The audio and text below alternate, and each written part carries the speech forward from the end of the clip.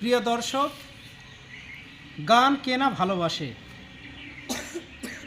আমরা সবাই গান শুনতে পছন্দ করি, কম বেশি সবাই। আমরা যে গান শুনি, তো এই প্রত্যেকটি গানেরই পেছনের গল্প থাকে। সেই পেছনের গল্পটি আমরা ম্যাক্সিমামই জানি না। তো এই পেছনের গল্পটি খুবই চমৎকার হয়।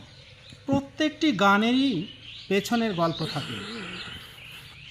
একটি গান আমি আপনাদের শোনাবো।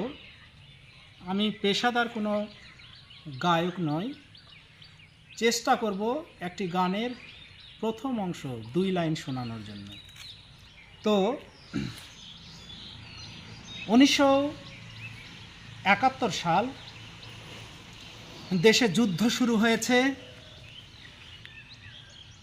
সবাই যুদ্ধে ঝাঁপিয়ে পড়েছে। বাঙালিরা, মুসলিম, খ্রিস্টান, বৌদ্ধ, প্যাগোডা, মুরং, হাজং সবাই।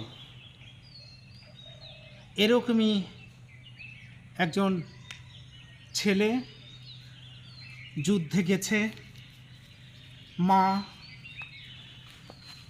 জানে তার ছেলে যুদ্ধ করতে গেছে, দেশের জন্য যুদ্ধ করছে। মা যুদ্ধ শেষ হয়েছে, দেশে বিজয় এসেছে। মা ছেলের জন্য বারবার আকুল, কবে তার ছেলে আসবে, কবে তার ছেলে ঘরে ফিরবে। ছেলের প্রতীক্ষায় মা বারবার ছেলেকে কামনা করছে, কল্পনা করছে যে তার ছেলে বীরের বেশে দেশে ফিরবে, বীরের বেশে দেশে ফিরবে। তো